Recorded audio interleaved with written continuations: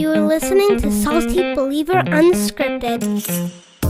This is Salty Believer Unscripted. I'm Josiah Walker. I'm Bryan Catherman. And on today's episode, I want to kind of reflect and discuss the most recent Southern Baptist Convention in New Orleans. Even if you're not Southern Baptist, it is one of the largest collections of evangelical Christians in America, and they have a pretty gigantic business meeting. And so it was in the news. It gets national attention, so I want to talk about it. Now, I've never been to it. Have you? You've been to one before? I went to the one in Birmingham, okay. And then I've watched them live stream for I can't remember how many years. I go to the state ones. I've gone to those for many, many years. And then I've watched the national ones, mostly just out of finances I haven't gone, but I went to the one in Birmingham, and then you and I watched the last two live streamed. Right. And that was good. It was nice. Acts 2 Network has it. We had pizza and sat here and watched, talked about it, worked through it, pulled up the apps, looked at the book of reports. Like, really, we're engaged. The only thing we really couldn't do is discuss. Right. Or vote, with other people. And I enjoy watching it online. I feel like a couple of years ago it was really chaotic. It seemed like nobody could get to the microphone. And I thought, how do you even conduct business this way? But when I was watching it this year, it seemed a little calmer. And it seemed like it was easier to get to a microphone and make some motions. As a seminary student, I'd love to be able to go and get a mug.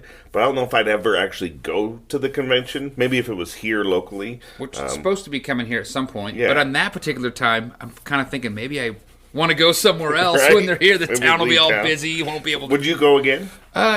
Yeah, I would go. Okay. I would go. Part of it for me is just the expense. And, you're sitting in a room of 8,000 people voting, and it's kind of quick and it's interesting. I enjoyed the ancillary things. 9 Marks After 9 was a big highlight for me when I was there. And I haven't seen them post their sessions yet, but that's helpful. And connecting with brothers and sisters, people you see from other places is kind of fun. I think there's a lot there for that, but it's hard for me to justify spending the money, Right. just because I feel like there's a lot of other factors involved. And anyway, I just like the fact that when we were watching it here at the church building as we were working, there was no line to the bathroom. So right, exactly. There's something to be said for that. So you talked about the lines. The lines last year, we had somebody who was going to go make a motion. We really wanted. A bunch of us in Utah and Idaho wanted a motion to be made that the SBC would consider having trustees on Gateways Seminary, because it is a school of the West that are from the West, instead of all the trustees being from the big states and the big conventions. Like, hey, let's make it more regional. So we had somebody that he had written a motion, and we were excited about it. He couldn't get to the microphone, but he was texting me and saying, there's a bunch of people here that are coordinating taking up the lines. He's like, they all seem like they've got some plan. They've strategized a whole bunch of them just to make sure there couldn't be debate, maybe, or couldn't. I don't know what that was all about. Maybe that's true, maybe it's not. But it did seem like there was just people lined up out the door. It was just chaotic. Yeah. This time it was chaotic only because some of the microphones didn't work. Sure. Like, oh, you need to only come to this microphone, and here's a handheld. Which is comforting for the local church that has their own mic issues and thinks, well, it's just me. No, it's everyone. Yeah, poor Bart Barber, like, wait, we're doing what? And then people were hitting the wrong buttons, and they were clearing stuff. He did an outstanding job. That was probably one of the low points of the convention, was kind of some of the mic issues. What do you think some of the high points were? We'll come back to the low points. That was your low point? I said it was a low point. Oh, okay. Let's start with the good stuff. What were the high points? For me, I loved that there was something like, I don't remember the exact count, but it was like 70, or it was probably less than that. But there was a lot. There was a lot of IMB missionaries on the commissioning. A lot of them were behind the white curtain sort of thing, where they had to obscure their face and not say directly where they were going. It's like, we're sending missionaries into the world. I really like that. That was pretty exciting. I really liked the messengers came together on a pretty high level to communicate just the position on what the Bible says as a pastor. I mean, so they passed a resolution trying to clarify the statement.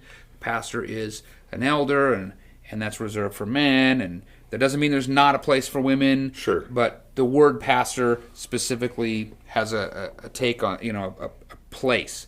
And so they passed a resolution. Then they basically affirmed the executive committee's decisions on the removal of those churches. I guess there was 5 or 6 or something churches, but 3 of them appealed.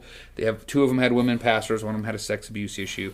This was the whole Rick Warren thing. Yeah. And And so the highlight for me was actually that there was quite a bit of unity. The part that surprised me, and maybe it's a highlight, and I'm not sure if it's a good thing or not. I'm still thinking about it. We changed the Baptist faith and message.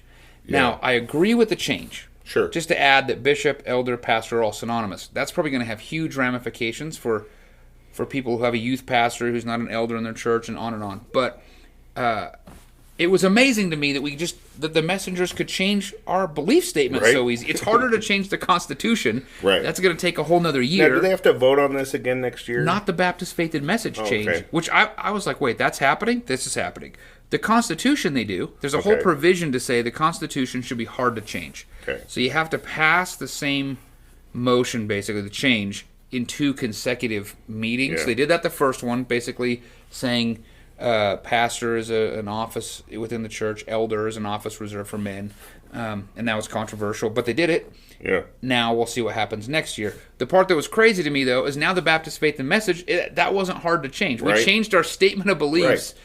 Which is... So maybe we should tighten that up. I mean, that's a big deal. Like you said, I mean, regardless of what your stance is on whether a man should be a pastor or a woman can be a pastor, I think it is important that the Southern Baptist Convention really clarified where they stand on that. Yeah. So depending on which side of that fence you're on, you might decide to leave or to stay. Or Which hopefully will get us more focused and a little bit away from stuff. It's been a really distracting issue. It probably still will be. But it's just nice to say, here's the clarity. Right. So I appreciate it. How about you? High points? I agree with all that stuff. I thought it was a really good convention. I like that it was as chaotic as previous years. I love that we send missionaries because that's the whole reason all these churches came together in the first place. You know, as a church, you and I attend a church that affiliates with the Southern Baptists. It's great to see missionaries being sent. I really enjoyed the seminary reports. How about Moeller, man? No, that was a shock to me. That was my favorite. You know, there's always, we graduated more students than ever, but when Moeller got up and just read his Bible, I was like, man, I'd hate to be the seminary president that follows that. Everyone's got their clipboard or notebook or iPad out, and he just brought God's word, and I thought that was huge. It's kind of a competition when they do that. You know, you can kind of see it like, okay, this seminary had this many students, and it's always like, we had the most graduating students ever, and we did this, and we had cool news with Gateway with this huge gift, so students can go on a mission trip. But Dr. Moeller just gets up, and instead of saying, come to our seminary, which it kind of did, but not really. Like, at the end, hey. All that stuff, you should come. We're graduating people, but here's this. Boom! Preaches a little sermon about, the approved workman who needs to show himself approved. It was awesome. That was great. That was a highlight. So we've talked about highlights.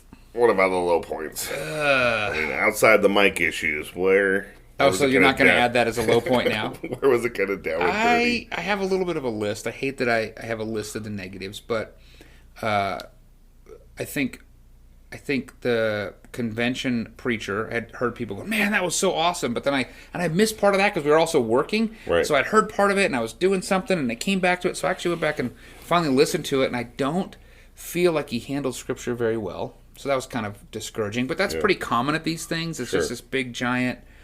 It's not really very often really expositing the Scripture. So that was a little bit of a bummer. But then also he's really pressing on unity for the sake of the mission, but he's like kind of almost jabbing at different people. And I didn't know what a synodoc was. I had to Google that. He's like, oh, this synodoc thing. We don't need making those things. I'm like, what the heck is he talking about? I Google it. I find out it's a founders ministry thing. They made a documentary of some sort. I'll probably end up watching it now that he jabbed at it just because I'm curious. I was going to say, I didn't know before this podcast like, what wait, that was. You're acting like we all need to get on board. But so what he did is he jabbed at anybody who was opposing his view and saying they were causing disunity. But of all the stuff I saw, he was about the only thing I really saw that was causing disunity. So that was a little discouraging. And that's something that I feel like the SBC has always prided itself on is not really... bringing down anybody else. We're not going to speak disparagingly, but I think he just did it with a little bit of coded language. But you know what? Sure. At the end of the day, there was that. I was... what did you think of Kevin Ezell's presentation? I was like losing my mind when we did it. So let me talk about that. So his presentation was his presentation. Sure. The NAMB presentation, that's all these presentations. They're pre-done. They're polished, practiced. Then the questions come. There was a question, which was no surprise whatsoever, about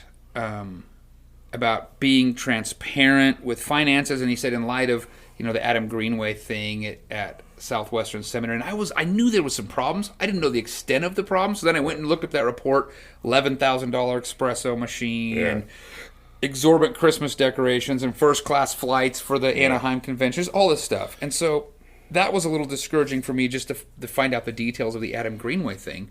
But then I was expecting, hey, we're going to dance around the transparency of NAMB. That's been an ongoing conversation for... Because Kevin Ezell is in charge of North American missions, all the missionaries that get sent across North America. Yeah, and there's always a call for, like, transparency, financial stuff. That's been going on for a while.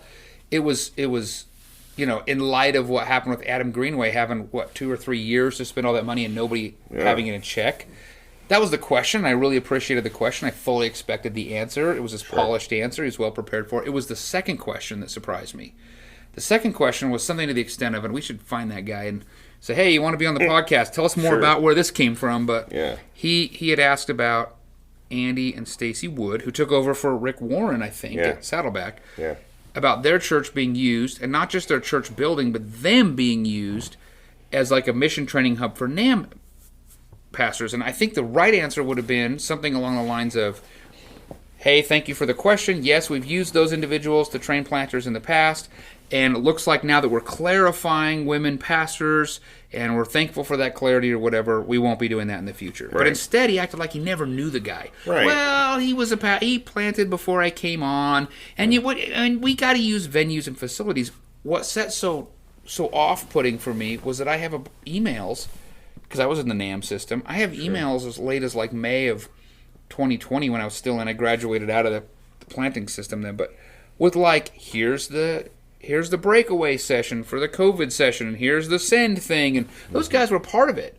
And so then I was like, wait, they were part of it. Then I started looking around to find more, and lo and behold, it's like they've been totally scrubbed, canceled completely, erased from existence in the NAMB social media website, whatever. And so I was like, that's weird, because I remember them being involved in training. So then I do a little Googling.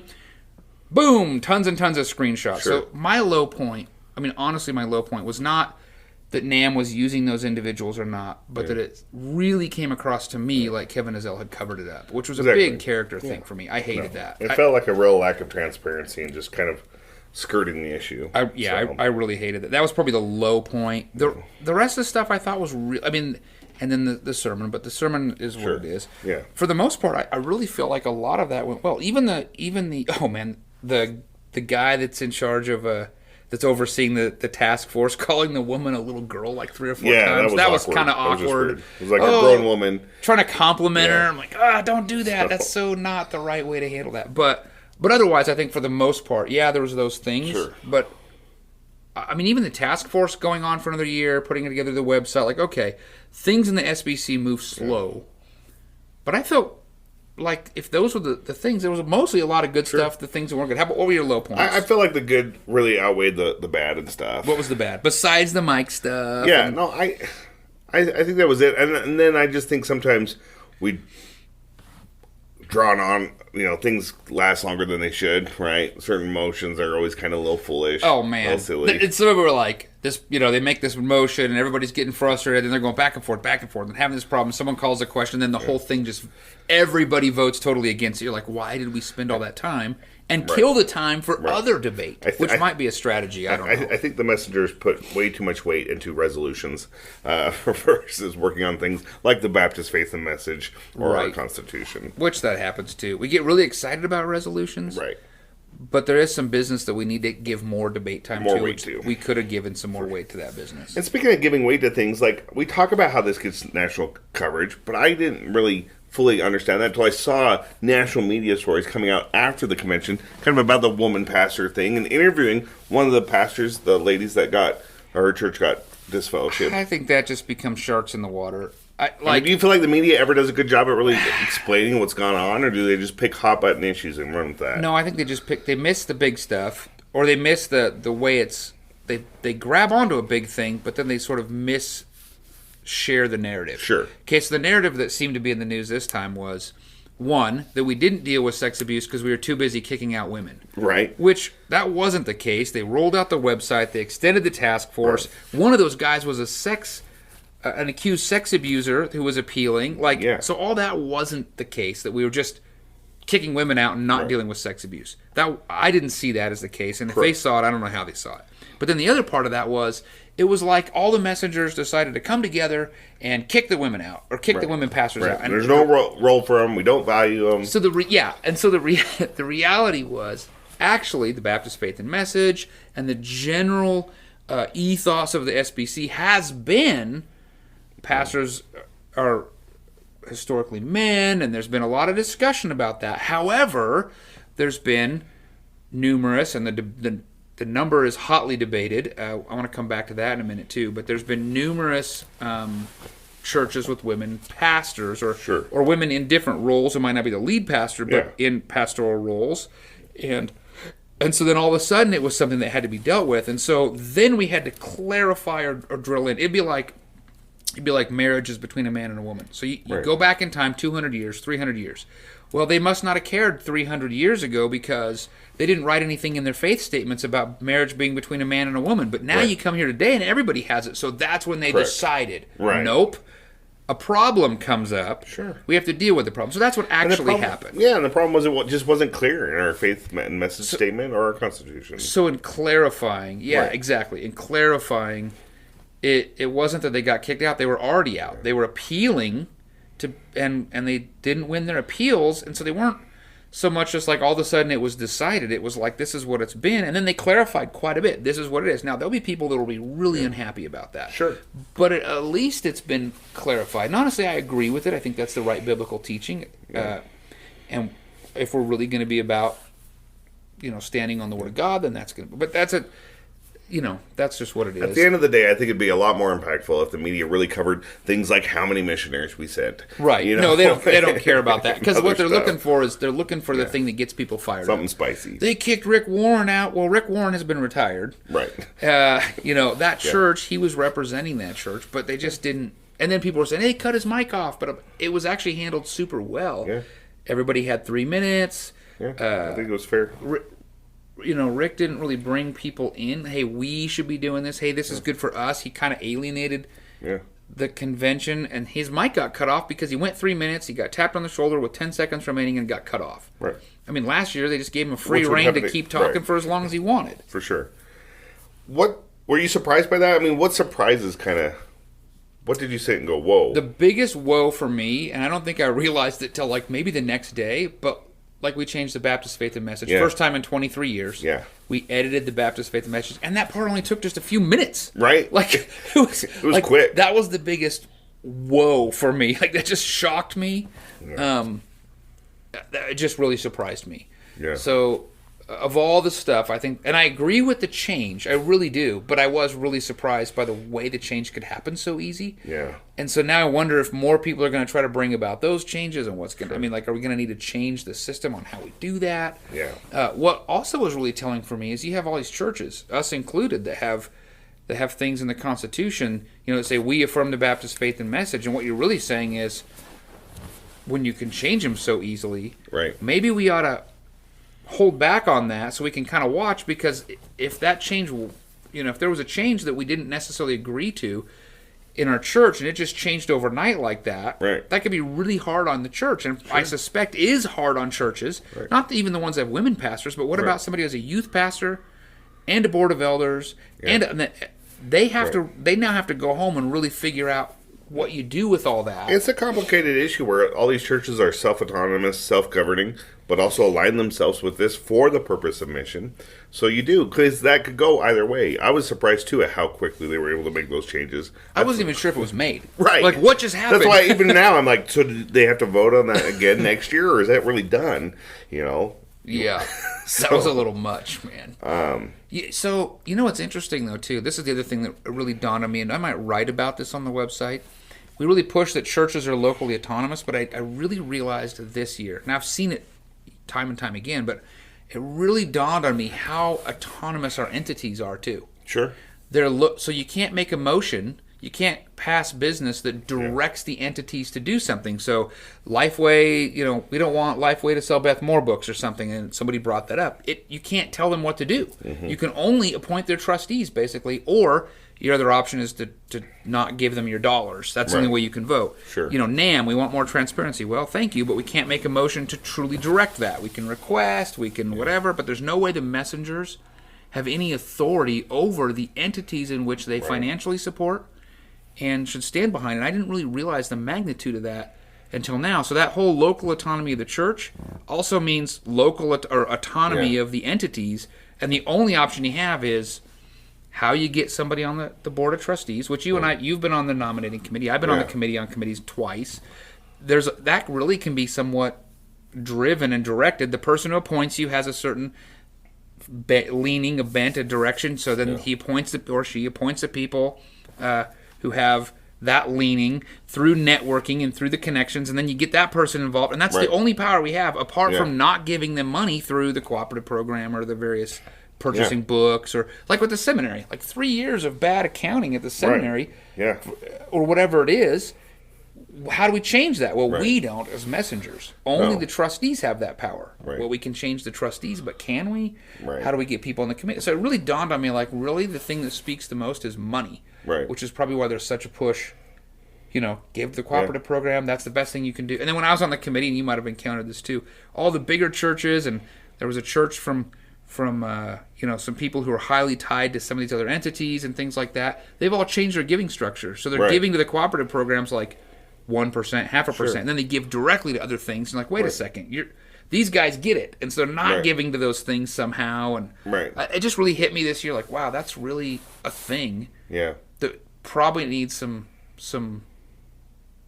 attention. Also, it's even worse because all the state entities, in order for them to have funding, the money has to come into them first for the cooperative program, then it gets doled out and sent out, and so they're depending on the cooperative program, so they're not going to speak against it. They're not going to say, hey, they're going to say you. In fact, we have to give to the cooperative program to participate in our state convention. Absolutely. So this year was just a really big year for me to really think through that and go, man, this whole system is kind of, I don't know how this works as much as I used to think, and I think I understand it pretty well. But I'm like, okay, how much do the messengers have influence? When do they don't? But this year it seemed like, okay, there was some good influence. And then last year, with the sex abuse stuff, the messengers really were able to change some things.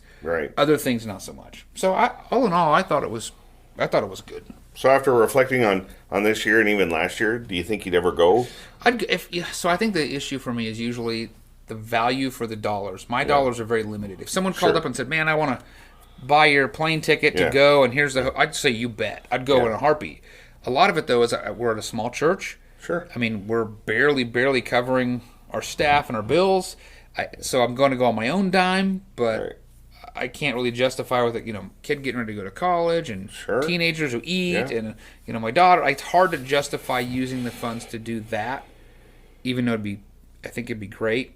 I'll go if it's in Salt Lake. I was joking about getting out of town or something when it's here, but when it comes to Salt Lake, of course, I'll go. If I'm elected as a messenger from our church, right? When it's in town, everybody's going to be competing for who's a messenger, right?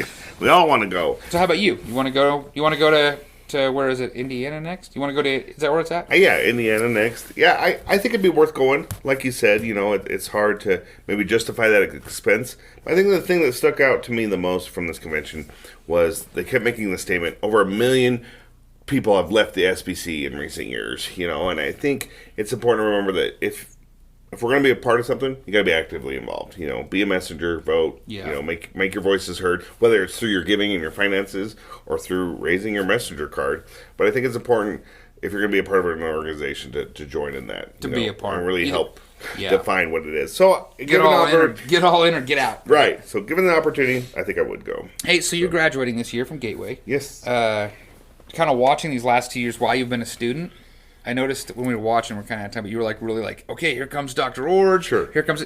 Are you starting to get a sense, really, because you've been involved in committees nationally and locally, in the association, the convention, and then two-state convention that we have here. So, you've started really getting involved. Do you feel like you're really kind of starting to figure out how to navigate the waters?